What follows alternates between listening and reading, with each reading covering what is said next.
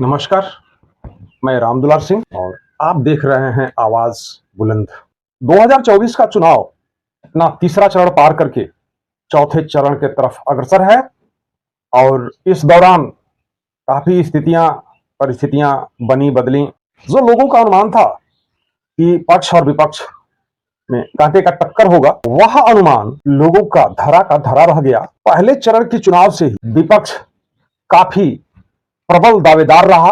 छिटपुट घटनाओं की देखें तो जहां कथित तौर पे ये बातें निकल के सामने आई हैं कि कहीं चुनाव अधिकारियों द्वारा, कहीं प्रशासन द्वारा वोटिंग के कार्य में रुकावटें डाली गई है या पक्षपात की गई हैं, फिर भी विपक्ष जिस तरह से अपना परफॉर्मेंस दे रहा है, विपक्ष के प्रति जिस तरह से लोगों का रुझान है, उसमें भाजपा यानी पक्ष का, सत्ताधारी पार्टी का सुपड़ा साफ होता हुआ नजर आ रहा है।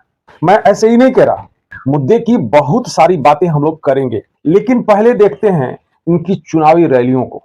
अखिलेश के चुनावी रैली को देखा जाए।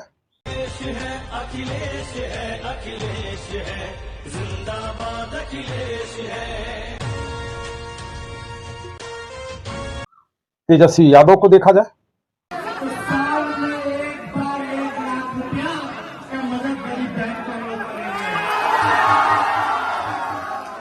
पीएम मोदी के चुनावी रैली को देखा जाए।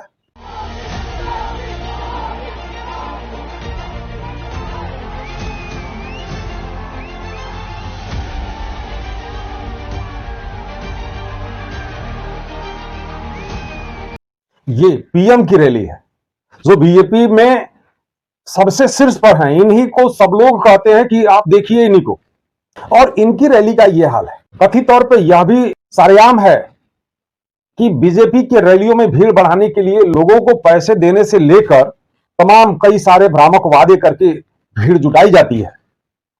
इसके तमाम सारे वीडियोस सोशल मीडिया पे आप लोगों को मिल जाएंगे। उसकी मैं पुष्टि नहीं करता, लेकिन तमाम सारे वीडियो ऐसे हैं जिसमें ये सारी चीजें आप लोगों को देखने सुनने को मिल जाएंगी। खैर, देखते हैं राहुल गांधी को। जितना ये मीडिया वाले चिल्लाएंगे ना, उतना ही मुझे लगेगा ये बिल्कुल सही काम कर रहा हूं, और करो इसको।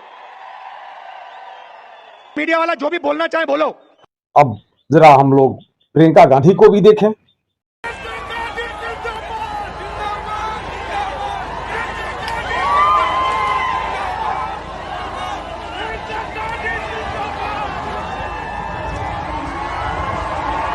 ये अथाह जन सैलाब, ये आवाम का बवंडर, ये उठता हुआ तूफान सत्ताधारी पार्टी के तिनके को बहा ले जाने को आतुर दिख रहा है। ये बात अलग है कि ये भीड़, ये आवाम वोट में तब्दील होगा या नहीं।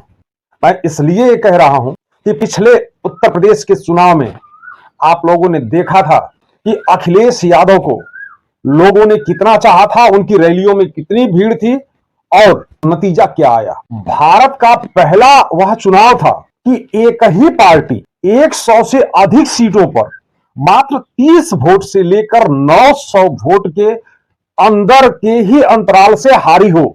ये रिजल्ट अपने आप में बहुत कुछ बयां करता है।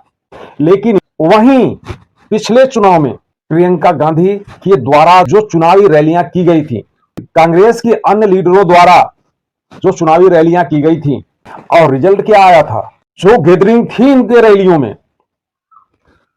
उसके हिसाब से रिजल्ट 0 आया था। ये रिजल्ट्स अपने आप में बहुत कुछ बयां करते हैं और आम आवाम भी इस चीज को समझ चुकी है। फिलहाल जो कुछ भी हो, उधर उद्धव ठाकरे की पार्टी को भी प्रबल जन समर्थन मिल रहा है, और उस पार्टी को बीजेपी ने किस तरह से नोच लिया था, ये आम जन से छिपा नहीं है।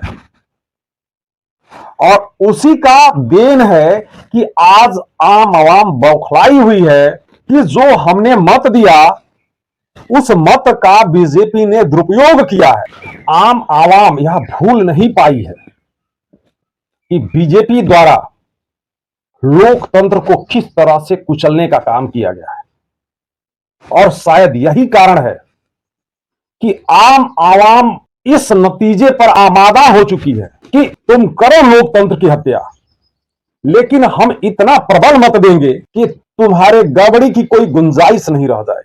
कि गड़बड़ी करने वाले एक बार सोच के कांप उठेंगे कि यह आवाम गड़बड़ी होने के बाद अगर सड़क पर उतरी तो क्या हश्र होगा। इसलिए देश की जनता यह मन बना चुकी है कि हम इन लोगों के चुनावी रैलियों में अपनी उपस्थिति दर्ज कराकर देश के पटल पर यह चीजें लाएं कि कितनी भीषण मत विपक्ष के पास आज है, चुनावी नतीजे चाहे कुछ भी हो।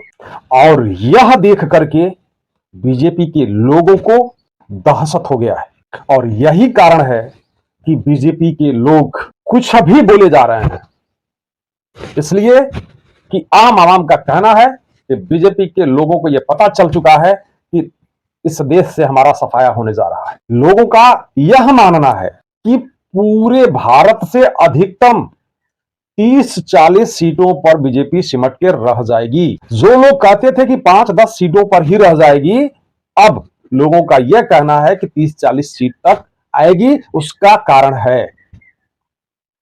कारण यह है कि पीछे के चुनावी चरण में कुछ सीटों पर मतदान ही नहीं होने दिया गया। यह सभी लोग जान रहे हैं कि कारण क्या रहा है, चाहे जैसे भी हुआ हो।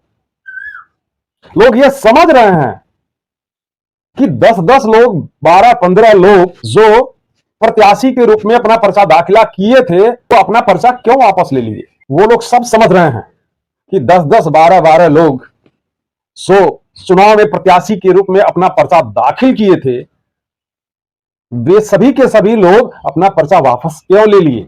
लोगों के पर्चे को कैसे खारिज किया गया। अभी हाल ही में एक वीडियो वायरल हो रही है वाराणसी की, उसमें यह दिखाया जा रहा है कि वहां प्रत्याशियों को पर्चा दाखिला के लिए पर्चा ही नहीं दिया जा रहा है। जो मोदी जी का संसदीय क्षेत्र है, वहां की ये स्थिति है। लोग वहां पे धरने पर बैठे हुए हैं। इन सब चीजों को जनता देख रही है और जनता का कहना है कि ये सीधे सीधे लोकतंत्र की हत्या है।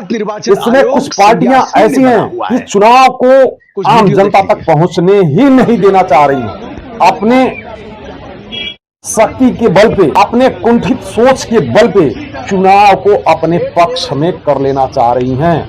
खैर 4 तारीख को जो भी रिजल्ट आए, लेकिन आम जनता लोकतंत्र के आधार पर यह मान चुकी है कि राहुल गांधी प्रधानमंत्री बन चुके हैं।